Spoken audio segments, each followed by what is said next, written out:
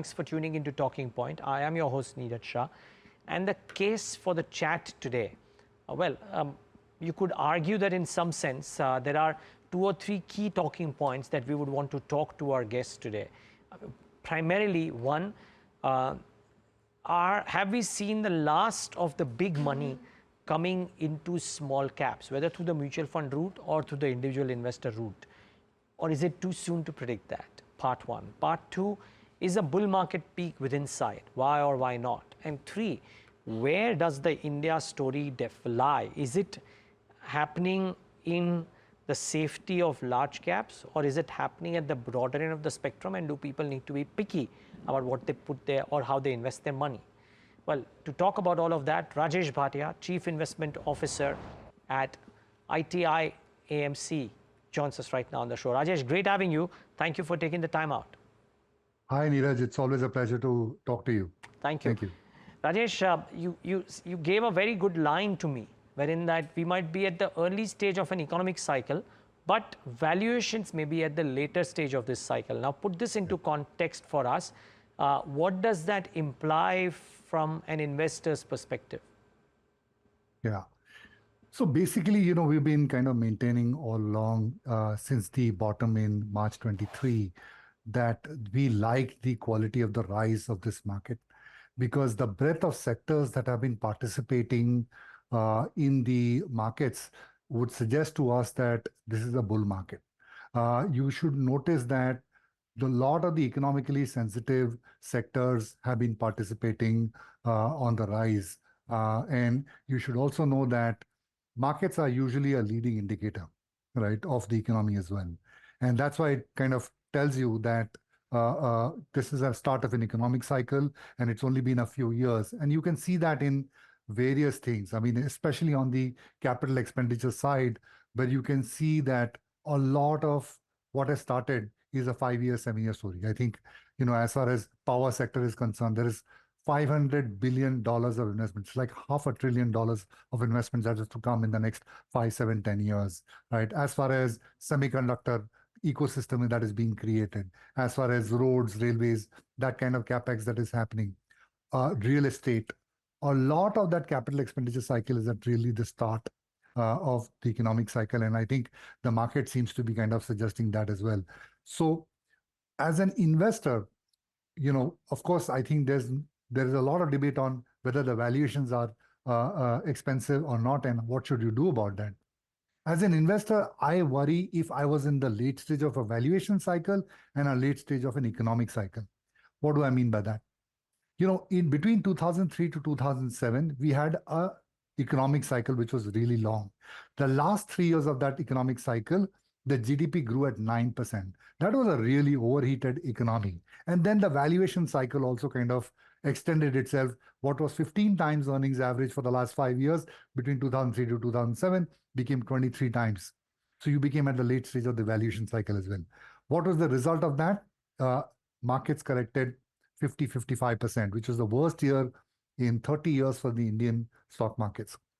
We fortunately maybe, perhaps at an early stage of an economic cycle, even though I think there is some valuation debate whether we are overextended on the valuation side.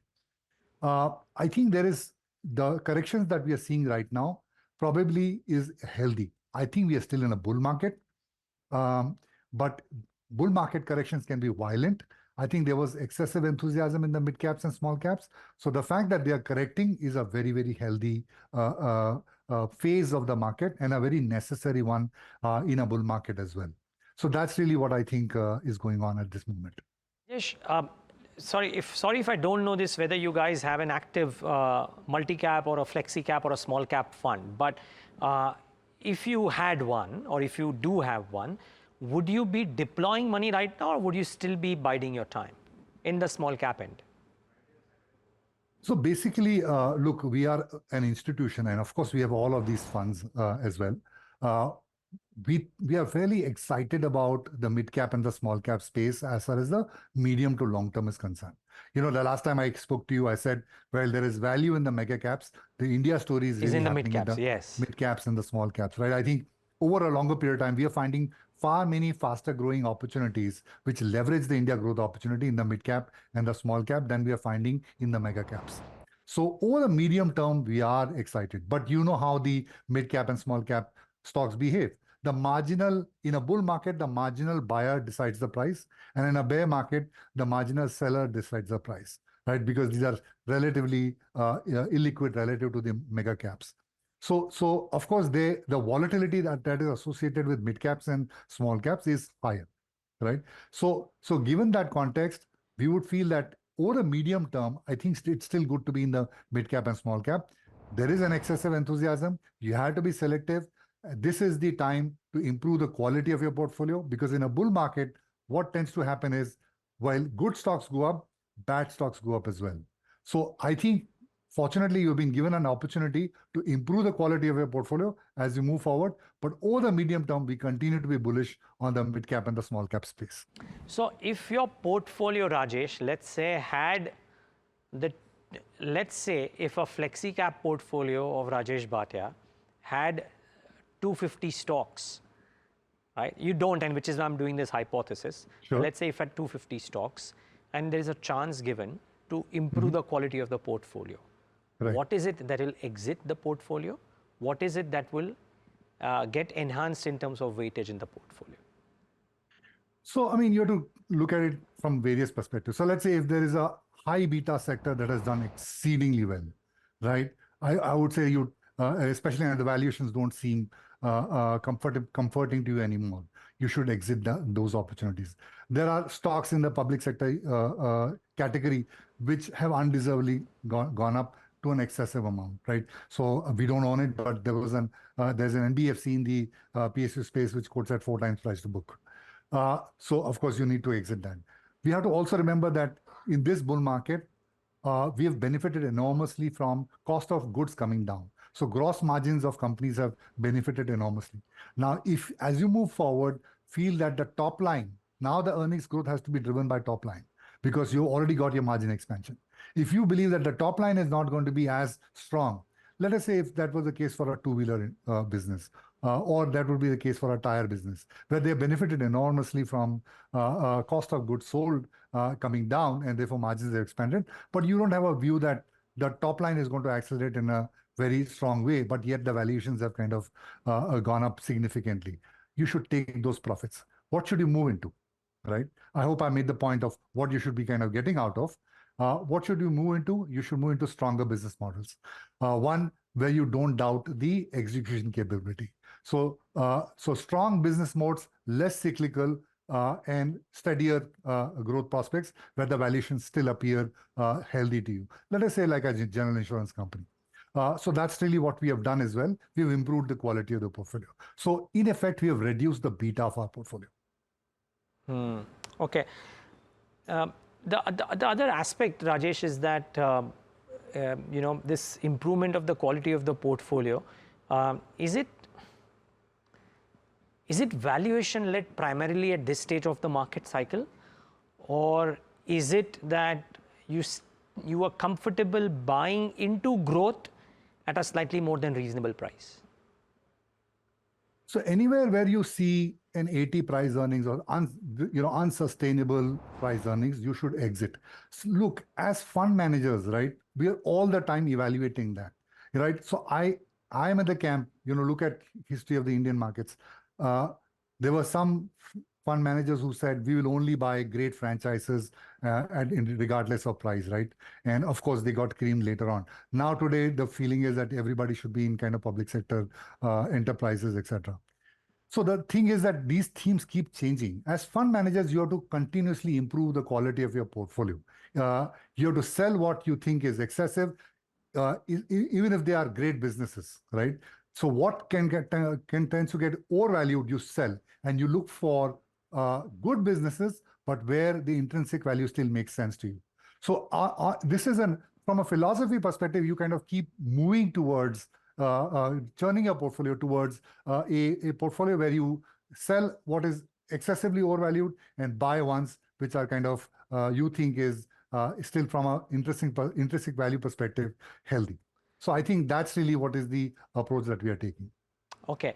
Rajesh, consumers, staples in particular, have had a bit of lackluster performance the last few quarters, if you will, say for maybe ITC, which is maybe had a good run and then now lumbered over the last 1 year.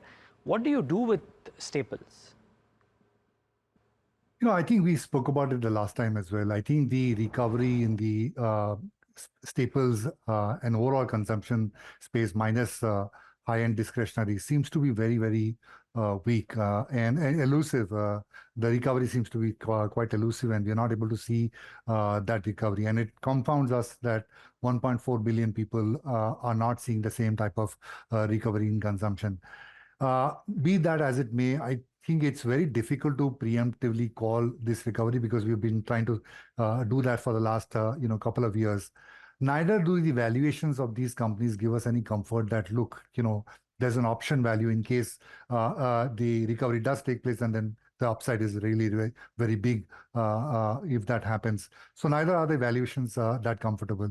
And as far as a fund manager, what I can tell you is I'm finding so many other sectors, right? So whether it is general insurance, life insurance, telecommunications, domestic pharma, global pharma, power sector, where I can see multi-year visibility of growth, right?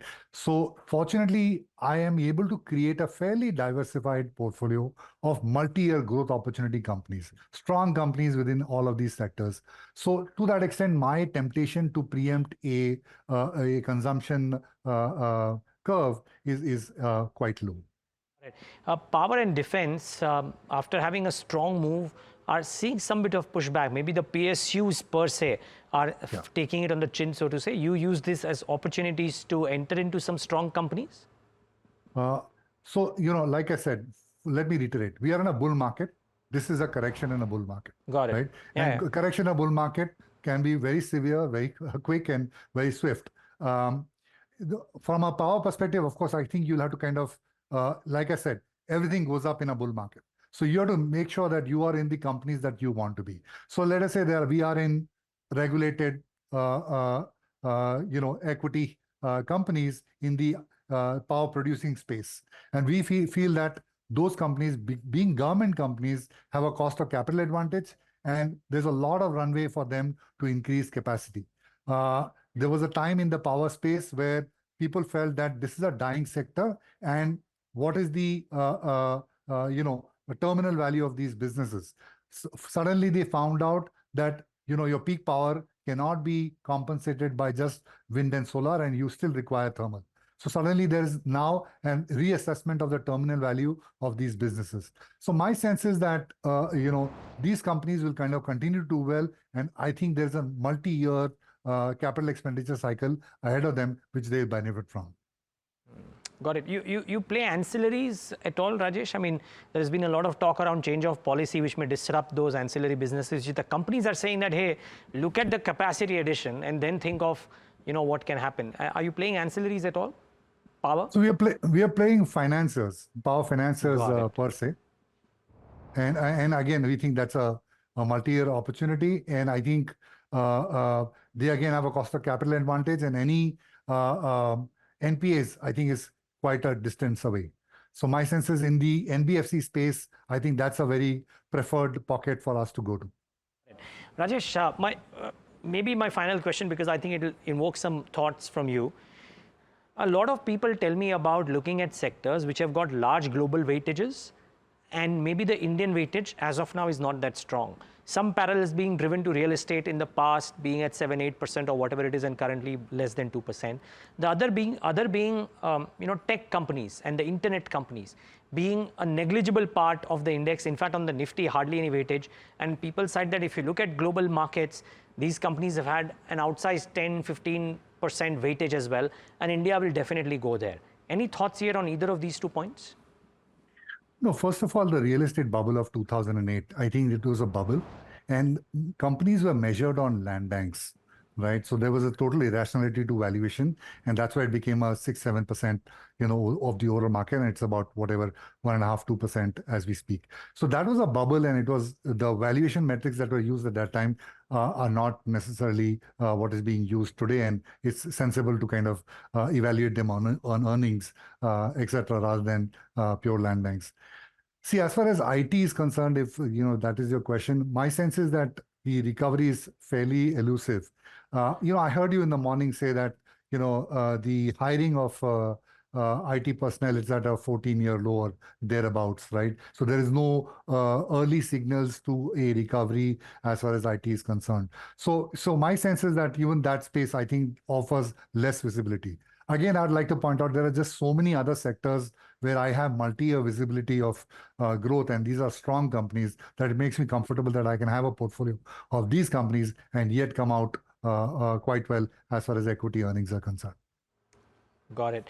Rajesh, just for that clarity. So IT services is one. What about internet companies? There's food delivery, there is fintech, etc. We have 60 seconds on the show left. Are you constructive in that bucket? Why or why not? Yeah, so I'm excited to play anything that plays the India opportunity, and I think food delivery and quick commerce is certainly one of them, which we have been playing as well. These are emerging business models. I agree, but I think the focus has suddenly come to profitability, and these companies promise to grow at 40% per annum for the next few years. So the economics are improving. These are fast-growing businesses, and you can see that it's turning into kind of an oligopoly. Of course, there will be new players who will come in, but it's an oligopoly kind of a business. So my sense is from a structure perspective, profitability perspective, and growth perspective, these make enormous sense as you move forward. Okay. Rajesh Bhatia, so good talking to you. Thanks for bringing that real estate perspective as well, and why it shouldn't be maybe compared to the previous cycle. So great to get that point as well. And thanks for your time today. Thank you. All right. And viewers, thanks for tuning into this edition of The Talking Point.